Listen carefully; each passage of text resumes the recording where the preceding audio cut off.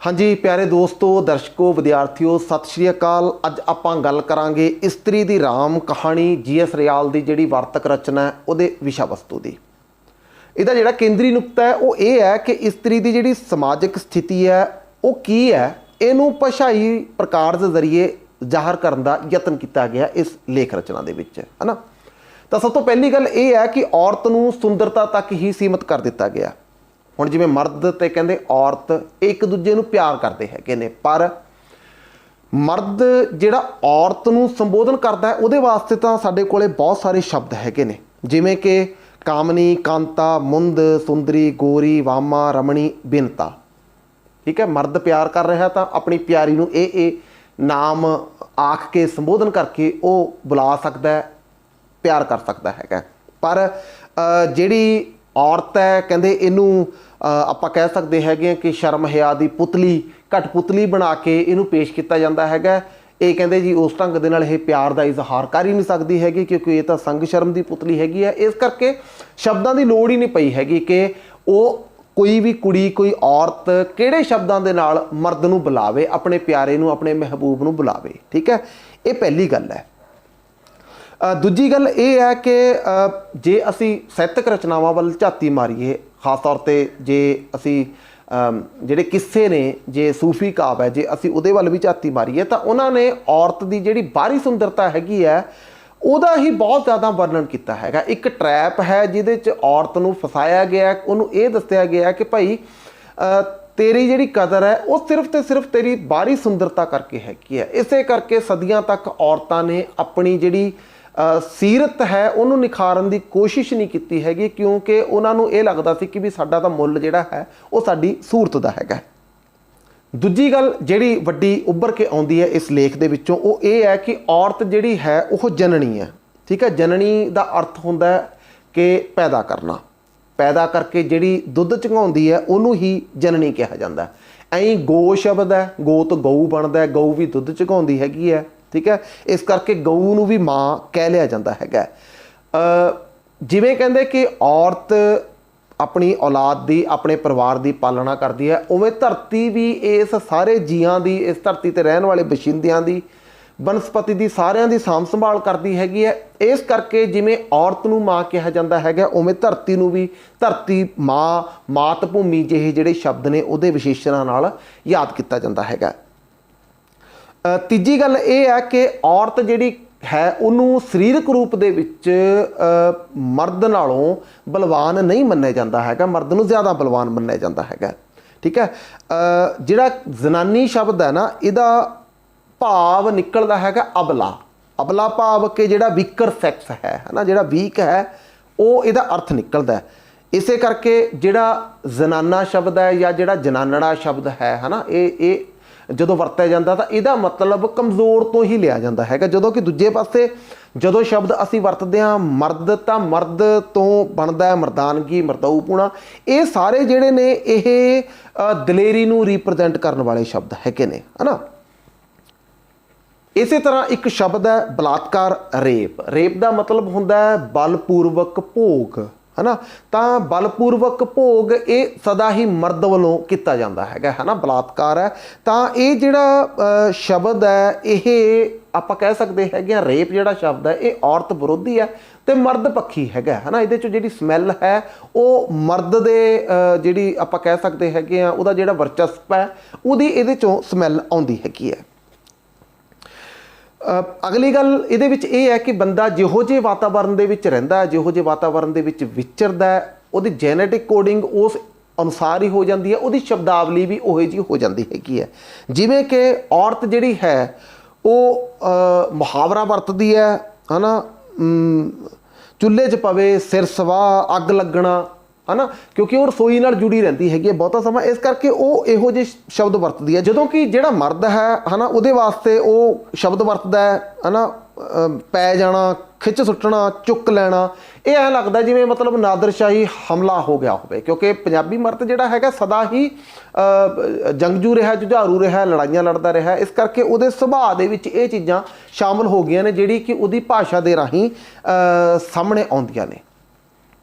चौथा पॉइंट ये है कि जिहड़ी शब्दावली है उहदे विच हमेशा नर नूं ही पहल दित्ती जाती है। जिवें कि जदों भी वाक बनता तो कहा जाता कि शेर बहादुर है, हालांकि शेरनी भी बहादुर है, वो इस वाक दे विच ही आ जाता है, पर कदे भी ऐ नहीं कहा जाता है कि भी शेरनी बहादुर है, शेर बहादुर है, यही कहा जाता है ना। तो इहदा मतलब ये होया कि मतलब जिहड़ी प्रैफरेंस है वो जिहड़े पुलिंग शब्द ने उन्होंने ही दित्ती जाती हैगी कंपैरेटिवली स्त्रीलिंग शब्दों के, है ना।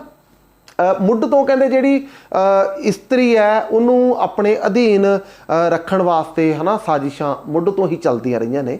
ਜਿਵੇਂ ਕਿ ਬਾਈਬਲ ਦੇ ਵਿੱਚ ਜਿਹੜਾ ਜ਼ਿਕਰ ਹੈ ਉਹ ਜ਼ਿਕਰ ਇਹ ਹੈ ਕਿ ਜਿਹੜਾ ਹਵਾ ਹੈ, ਜਿਹੜੀ ਲੇਡੀ ਹੈ, ਫੀਮੇਲ ਹੈ, ਇਹਨੂੰ ਮਰਦ ਦੀ ਪਸਲੀ ਦੇ ਵਿੱਚੋਂ ਬਣਾਇਆ ਗਿਆ ਸੀ, ਘੜਿਆ ਗਿਆ ਸੀ, ਹੈ ਨਾ। ਤਾਂ ਇਹਦਾ ਮਤਲਬ ਇਹ ਮਰਦ ਦਾ ਅੰਸ਼ ਹੋਈ। ਮਰਦ ਦਾ ਅੰਸ਼ ਮਤਲਬ ਉਹਦਾ ਨਿਗੂਣਾ, ਉਹਦਾ ਮਤਲਬ ਉਹਦਾ ਹੀਣਾ ਰੂਪ, ਹੈ ਨਾ। ਤਾਂ ਇਹ ਸ਼ੁਰੂ ਤੋਂ ਹੀ ਜਿਹੜੀਆਂ ਆਪਾਂ ਕਹਿ ਸਕਦੇ ਹਾਂ ਧਾਰਨਾਵਾਂ ਜਿਹੜੀਆਂ ਨੇ, ਭਾਵੇਂ ਉਹ ਰਾਜਨੀਤਿਕ ਤੌਰ 'ਤੇ ਨੇ, ਸੱਭਿਆਚਾਰਕ ਤੌਰ 'ਤੇ ਨੇ, ਆਰਥਿਕ ਤੌਰ 'ਤੇ ਨੇ, ਰਾਜਨੀਤਿਕ ਤੌਰ 'ਤੇ ਨੇ, ਉਹ ਸਾਰੀਆਂ ਹੀ ਡੋਮੀਨੇਟ ਕਰਦੀਆਂ ਹੈਗੀਆਂ ਨੇ ਇਸਤਰੀ ਨੂੰ। ਐਂ ਸ਼ਬਦ ਹੈਗਾ ਮੈਨ ਤੋਂ ਵੂਮਨ ਬਣਿਆ ਹੈਗਾ। ਕਹਿਣ ਦਾ ਭਾਵ ਕਿ ਪ੍ਰਥਮ ਜਿਹੜਾ ਸ਼ਬਦ ਹੈ ਉਹ ਮੈਨ ਹੈ, ਸੈਕੰਡਰੀ ਜਿਹੜਾ ਸ਼ਬਦ ਹੈਗਾ ਉਹ ਵੂਮਨ ਹੈਗਾ। ਵਿਆਕਰਨਿਕ ਵਿਧੀ ਦੇ ਵਿੱਚ ਵੀ ਆਪਾਂ ਕਹਿ ਸਕਦੇ ਹਾਂ ਕਿ ਜਿਹੜੀ ਵਿਆਕਰਨਿਕ ਵਿਧੀ ਹੈ ਸ਼ਬਦਾਂ ਨੂੰ ਘੜਨ ਦੀ ਜਾਂ ਸ਼ਬਦਾਂ ਦੀ ਵਿਉਤਪੱਤੀ ਨਾਲ ਸੰਬੰਧਿਤ ਜਿਹੜੀ ਹੈਗੀ ਹੈ, ਉਹਦੇ ਵਿੱਚ ਵੀ ਮਰਦਾਂ ਦਾ ਜਿਹੜਾ ਵਰਚਸਪ ਹੈਗਾ ਉਹ ਕਾਇਮ ਰਹਿੰਦਾ ਹੈਗਾ। ਜਿਵੇਂ ਜਿਹੜੇ ਪੁਲਿੰਗ ਸ਼ਬਦ ਨੇ ਉਹ ਜ਼ਿਆਦਾਤਰ ਉਹਨਾਂ ਦੇ ਪਿੱਛੇ ਕੰਨਾ ਲੱਗਿਆ ਹੋਇਆ। ਕੰਨਾ ਜਿਹੜਾ ਹੈ ਉਹ ਪੁਲਿੰਗ ਹੈ। ਜਿਹੜੀਆਂ ਇਸਤਰੀਆਂ ਨੇ ਉਹਨਾਂ ਦੇ ਜਿਹੜੇ ਉਹਨਾਂ ਨਾਲ ਜੁੜੇ ਹੋਏ ਜਿਹੜੇ ਸ਼ਬਦ ਨੇ, ਮਦੀਨ ਨਾਲ ਜਿਹੜੇ ਉਹ ਜੁੜੇ ਹੋਏ ਸ਼ਬਦ ਨੇ, ਉਹਨਾਂ ਦੇ ਪਿੱਛੇ ਜ਼ਿਆਦਾਤਰ ਬਿਹਾਰੀ, ਬਿਹਾਰੀ ਜਿਹੜੀ ਹੈਗੀ ਹੈ ਇਹ ਇਸਤਰੀ ਲਿੰਗ ਹੈਗੀ ਹੈ, ਬਿਹਾਰੀ ਜੁੜੀ ਹੋਈ ਹੈਗੀ ਹੈ। ਮੈਂ ਐਗਜ਼ਾਮਪਲ ਉਦੋਂ ਤੁਹਾਨੂੰ ਦੱਸਦਾ ਹੈਗਾ ਕਿ ਪੱਤਾ ਪੁਲਿੰਗ ਹੈ, ਪੱਤੀ ਇਸਤਰੀ ਲਿੰਗ ਹੈ, ਡੰਡਾ ਪੁਲਿੰਗ ਹੈ, ਡੰਡੀ ਇਸਤਰੀ ਲਿੰਗ ਹੈ, ਮਧਰਾ ਮਧਰੀ, ਬੁੱਢਾ ਬੁੱਢੀ, ਹਥੌੜਾ ਹਥੌੜੀ, ਹੈ ਨਾ। ਤਾਂ ਕੰਨਾ ਜਿਹੜਾ ਹੈਗਾ ਉਹਦੇ ਰਾਹੀਂ ਮਤਲਬ ਮਰਦ ਬਣਦਾ ਹੈਗਾ, ਬਿਹਾਰੀ ਦੇ ਰਾਹੀਂ ਔਰਤ ਬਣਦੀ ਹੈਗੀ ਹੈ। ਹਾਲਾਂਕਿ ਕੁਛ ਇੱਕ ਆਪਾਂ ਕਹਿ ਸਕਦੇ ਹੈਗੇ ਹਾਂ ਕਿ ਕੁਛ ਇੱਕ ਐਕਸੈਪਸ਼ਨਲ ਵੀ ਹੈਗੇ ਨੇ, ਜਿਵੇਂ ਕਿ ਤਵਾ ਤੇ ਤਵੀ, ਹੈ ਨਾ। ਹਾਲਾਂਕਿ ਮਤਲਬ ਜਿਹੜਾ ਤਵਾ ਹੈ ਨਾ, ਤਵਾ ਛੋਟਾ ਹੁੰਦਾ, ਹਾਲਾਂਕਿ ਤਵਾ ਵੱਡਾ ਹੋਣਾ ਚਾਹੀਦਾ ਹੈ ਕਿ ਤਵੀ ਨਾਲੋਂ ਤਵੀ ਵੱਡੀ ਹੁੰਦੀ ਹੈਗੀ ਹੈ। ਕੁਛ ਇੱਕ ਐਕਸੈਪਸ਼ਨਲ ਨੇ ਜਿੱਥੇ ਕਿ ਬਿਹਾਰੀ ਲੱਗਣ ਦੇ ਨਾਲ ਵੀ ਚੀਜ਼ ਜਿਹੜੀ ਹੈਗੀ ਹੈ ਉਹ ਵੱਡੀ ਰਹਿੰਦੀ ਹੈਗੀ ਹੈ। ਮਰਦ ਨੂੰ ਹਮੇਸ਼ਾ ਹੀ ਮਾਲਕ ਜਾਂ ਰੱਬ ਦੇ ਰੂਪ 'ਚ ਹੀ ਚਿਤਰਿਆ ਗਿਆ ਜਿਹੜੀ ਵੀ ਸ਼ਬਦਾਵਲੀ ਹੈਗੀ ਹੈ ਨਾ ਉਹਦੇ ਵਿੱਚ। ਜਿਵੇਂ ਮਰਦ ਵਾਸਤੇ ਪਤੀ ਦੇਵ, ਪ੍ਰਾਣਪਤੀ, ਸਵਾਮੀ, ਪਤੀ ਪਰਮੇਸ਼ਵਰ, ਸਿਰ ਦਾ ਸਾਈਂ ਆਦਿ ਸ਼ਬਦ ਮਰਦ ਵਾਸਤੇ ਹੀ ਵਰਤੇ ਜਾਂਦੇ ਹੈਗੇ ਨੇ, ਠੀਕ ਹੈ।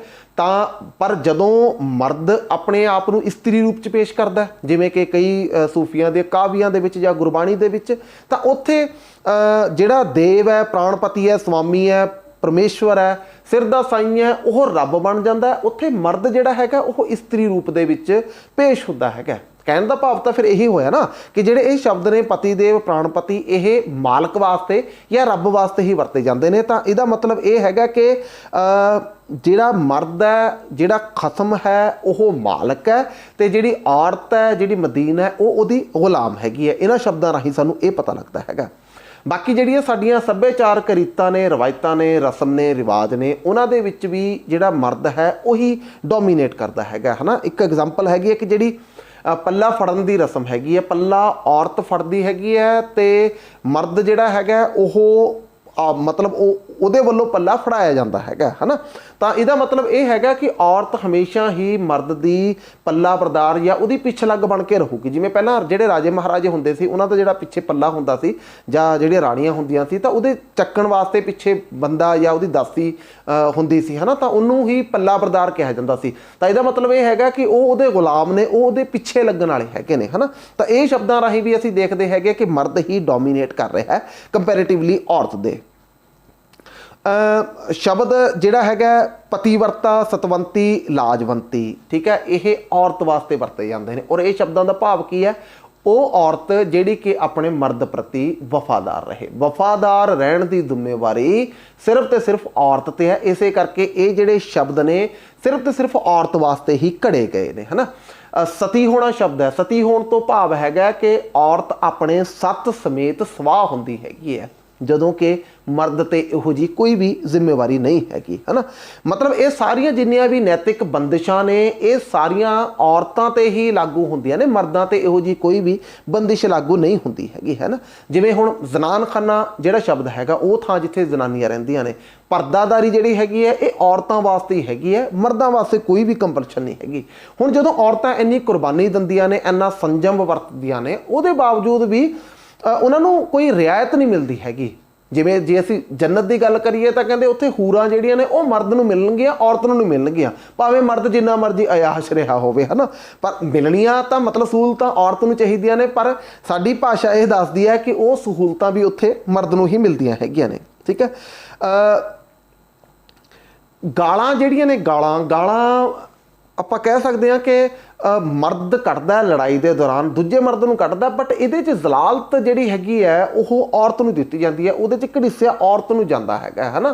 ईवन के मतलब रिश्ते भी जिहड़े हैगे ने साला साली, इनू भी गाल दे रूप च ही बंदा वरतदा हैगा। बाकी औरत दे जिहड़े अंग ने उन्हां अंगां नूं मतलब गालां दे रूप दे विच वरतिया जांदा है, ते दूजी धिर नूं जदों गाल कड्ढी जांदी है मां दी, भैण दी, धी दी, तां औरत नूं विच लिया के दूजे बंदे नूं जलील किया जाता, जदों कि असल च जलील औरत नूं ही किया जा रहा हुंदा हैगा, ठीक है। जोरूदा गुलाम शब्द है, रन मुरीद शब्द है, ठीक है। ये उन्हां वास्ते हुंदा है जिहड़े मर्द औरत दे पिछे लगदे हैगे ने, मतलब ये एक वधिया वरतारा नहीं मन्निया जाता हैगा। त्रीया चरित्र शब्द है, फफे कुटनी शब्द है, ये औरतां वास्ते ने, मर्दां वास्ते ये शब्द नहीं घड़े गए। हालांकि जिहड़े चरित्र करन दी आदत है वो मर्दां दी भी हो सकती है ना, फफे कुटदा बंदे भी हो सकते हैं, पर शब्द सिर्फ औरतां वास्ते ही घड़े गए ने, क्योंकि मानसिकता इहो जी बन चुकी हैगी है कि चरित्र औरत ही करती है, फफे कुटनियां औरत ही हुंदियां ने। ਆਪਾਂ ਗੱਲ कर रहे हैं कि जिहड़ी शब्दावली है वो हमेशा ही मर्द का पक्ष पूरती हैगी है ना। हुण जिवें पेशा शब्द हैगा तां आपां ये कह सकते हैं कि मर्द का पेशा हो सकता है, वो नाई हो सकता है, लोहार हो सकता है, चमार हो सकता है, घुमियार हो सकता है, बट जदों पेशा शब्द औरत के मामले च वरतिया जाता है तो ये बिल्कुल नैगेटिव शेड का हो जाता है। तो पेशे का मतलब तो जिन्हों आप कह सकते हैं कि वो काम जिहड़ा औरत अपना जिसम बेच के पैसा कमाउंदी हैगी है ना, तो उन्होंने पेशा कहा जाता है। तो उत्थे वो पेशा शब्द बिल्कुल नैगेटिव शेड का है, तो उन्होंने बहुत डीग्रेड करके देखा तो समझा जाता है ना। हुण हालांकि कोई भी औरत जिहड़ी हैगी मौज मेले वास्ते इहो जिहा काम नहीं करती हैगी, उसकी मजबूरी हुंदी है, पर उसके बावजूद भी कंजरी शब्द है, रंडी है, कसबी है, कोठे वाली है ना, इहो ਜਿਹੇ शब्द आके उन्होंने छुटियाया जाता है, छोटा दिखाया जाता है। चालू, झूठ, रखेल ये शब्द भी औरतों वास्ते प्रचलित ने। हालांकि चालू बंदा भी हो सकता है, झूठ बंदा भी हो सकता है, रखेल वर्गा बंदा भी हो सकता, पर यह शब्द बंदियां वास्ते प्रचलित नहीं है, औरतों वास्ते ही प्रचलित है ने। मतलब ऐ समझा जाता है कि जिमें सारे जिहड़े मर्द ने वो तां मतलब दुध धोती है ने।